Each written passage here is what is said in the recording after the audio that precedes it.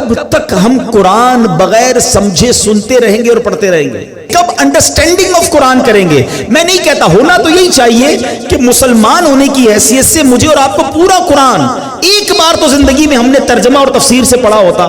یار کم از کم یہ تو ہو سکتا ہے نا، جتنا نماز میں قرآن پڑھتے ہیں اتنا تو سمجھ لیتے، اس کو تو انڈرسٹینڈ کر لیتے، قرآن کی چند مشہور سورتوں کا معنی تو پتا ہوتا۔ مگر خشوع و خضوع کا تو عالم یہ ہے کہ نماز میں دھیان ہی کہیں اور ہوتا۔ لوگ کہتے بھی ہمارا دھیان کہیں اور ہوتا۔ وہ مشہور چٹکلا ہے نا کہ ایک صاحب آئے، عشاء کی جماعت چلی گئی، رونے لگ گئے، تو نمازیوں نے کہا یار نہیں رو بھائی، اتنی نماز سے محبت، اتنی جماعت سے محبت کہ جماعت چلی گئی آپ رو رہے۔ کہتے یار بات یہ نہیں ہے، مسئلہ یہ کہ روز دکان بند کر کے عشاء کی جماعت میں آتا تھا، امام صاحب 4 رکعت پڑھاتے تھے، میں پورا حساب ملا لیتا تھا، اب جماعت تو چلی گئی، اب حساب کب ملاؤں گا اور نماز کب پڑھوں گا؟ ایکچولی نماز کیا ہے؟ اللہ کی بارگاہ میں حاضری ہے۔ آپ کسی بہت بڑی شخصیت کے پاس، بڑے سیٹھ کے پاس، جس کے پاس آپ کی فائل رکی ہوئی ہو، اس افسر کے پاس جائیں تو دھیان کدھر ہوتا ہے؟ بالکل اس کی طرف فوکس، ہاتھ بندھے ہوئے، سر میرا چھوٹا سا کام، پلیز سائن کر، اتنی اس سے لجاجت، اس کی طرف فوکس۔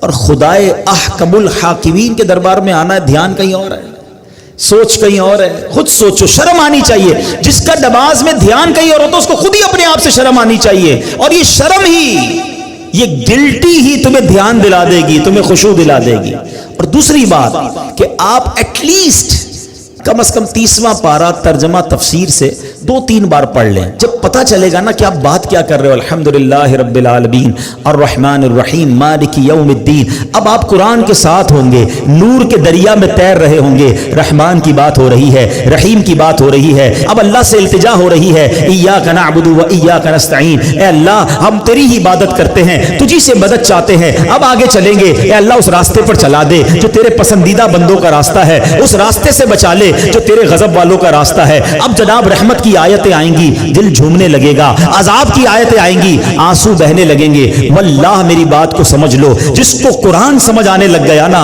کبھی کبھی جب اچھا قاری تلاوت کرتا ہے، امام صاحب تلاوت کرتے ہیں نا، جن کو قرآن سمجھ آ رہا ہوتا ہے نا، وہ کہتے ہیں امام صاحب رکوع میں نہ جائیں، اور تلاوت کریں، اللہ کی اور باتیں سنائیں، ہمیں اور قرآن کی باتیں سنائیں، کیونکہ قرآن کے ساتھ وہ اٹیچ ہو جاتے ہیں۔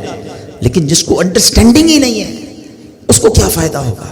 پلیز قرآن سے ایسی دوستی کرو۔ اور میں آپ کو کوئی بہت بڑا کام نہیں بتا رہا، کم از کم 30واں پارہ ترجمہ تفسیر، اب تو صراط الجنان آ گئی ہے، حاصل کر لے، پڑھ لیں، آپ کی زندگی بدل جائے گی۔ واللہ جس کو نماز سمجھ آنے لگ جائے گی اس کو نماز کا مزہ ہی اور آتا ہے۔ سبحان ربی العظیم جب وہ کہتا ہے اور وہ سمجھتا ہے کہ میں عظیم رب کی تعریف کر رہا ہوں، تو بعض اوقات تو آنکھوں سے آنسو نکلتے ہیں، سجدے میں جا کر سر جھکا کر سبحان ربی العالی جب دل کی گہرائیوں سے بندہ ادا کرتا ہے تو اللہ کو گویا یہ کہہ رہا ہوتا ہے، اے اللہ سر بھی تیرے دربار میں جھکا دیا، اب میں نے سب کچھ تیرے دربار میں جھکا دیا ہے، اپنا سراپا تیرے بارگاہ میں جھکا دیا ہے، اے اعلیٰ رب، اے مالک، اے خالق، اے سب سے بڑے مولا، اب مجھ پر نگاہ رحمت فرما دے۔ پھر بندہ اس کیفیت سے نماز پڑھتا ہے۔ تو اگر نماز کا لطف لینا چاہتے ہو تو نماز کو سیکھیں، نماز کو انڈرسٹینڈ کریں، نماز کے اندر جو قرآن ہے کم از کم اس کو جانیں۔